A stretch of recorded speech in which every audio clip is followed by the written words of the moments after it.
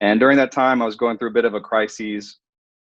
I was going through some pretty dark depression. I just got out of a relationship. My grandfather had just passed away. It was a pretty dark time for me. And this was around the time that I was hearing a lot about ayahuasca through like podcasts and things like this, and hadn't really known anybody who had ever done that. But just over time, I was really suffering, and really searching for my purpose, I think was a key. I don't think I really understood that at the beginning, but as I went down that road, I realized like I was just so desperate to understand more about like, what am I doing here? What am I doing with my life? Because up to that point, I wasn't really consciously living. I wasn't really creating my life, you could say. And so, long story short, I inevitably booked a retreat for a week in Iquitos in the Amazon, to what was then known as the Ayahuasca Adventure Center. And that was 4 ceremonies of ayahuasca, 1 ceremony of combo, deep in the Amazon. And it changed my life, had a number of very, very powerful experiences with the ayahuasca that really opened up my awareness to my childhood traumas, the traumas of not having my father in my life, just like this deeper awareness, this deeper connection to like my ancestors in a way. Ayahuasca and these kinds of journeys can get quite deep, and just bring things to your attention that are unexpected. And I think, to kind of summarize it, I really left that experience having felt a deep, visceral, embodied experience of like the alive quality of the universe, of the divine, of my connection to it, and of like my being a part of it, and of it wanting me to succeed and wanting to step up and be a leader, and kind of I just really realized my power through working through these traumas and acknowledging certain things, and seeing this kind of connection to my ancestors. And it really just came through in a powerful way, on top of just falling in love with the jungle and the people and the shaman. And it was such a different world. I'd come from a background of being quite an introvert and quite a quiet sort of guy who really enjoyed his solitude, but was feeling very disconnected, very lonely.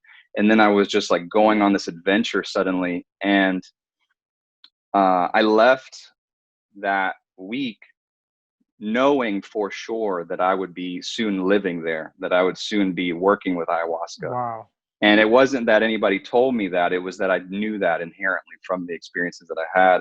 And sure enough, a couple months later, I sold my car, I left my apartment, I left my job, I got a backpack on. At that point, my Spanish wasn't even very good. I had no job opportunities, and I got a one-way ticket to Iquitos.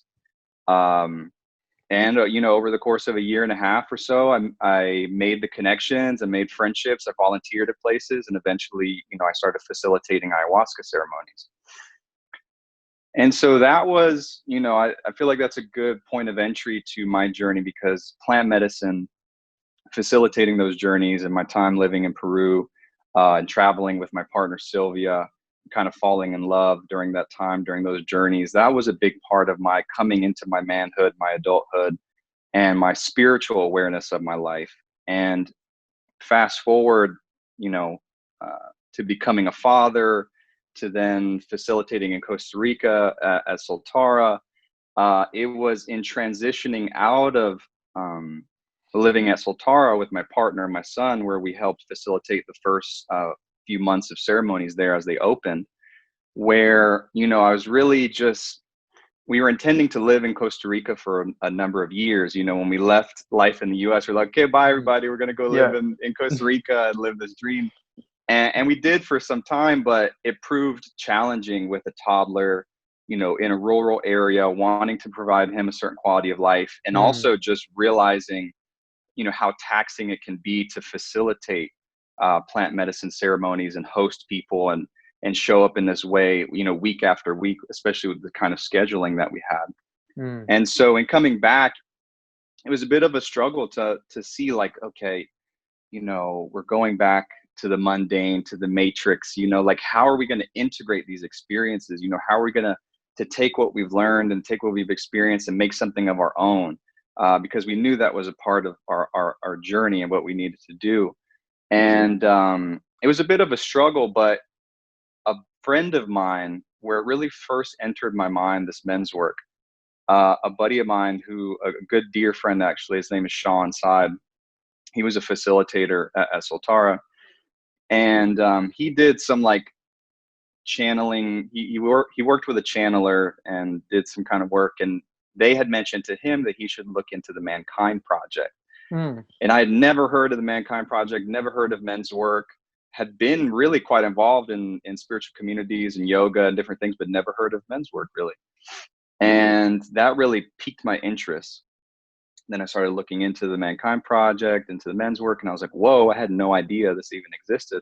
And yet growing up without a father, realizing along the way that a lot of the work I was doing was around this kind of father wound and not having a masculine role model in my life, and really trying to step into my masculine power as it relates to, living out your purpose and these kinds of things. And, eventually I would go on to go to a Mankind Project. They do like a warrior weekend, as they call it, which is like their initiatory experience.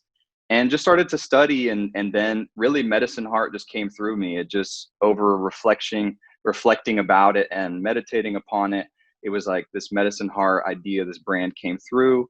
And at first, it was just like men's circles and smaller things. And eventually we did a men's retreat, which was quite beautiful, where we offered combo and ice baths and, put it within the container of like a hero's journey.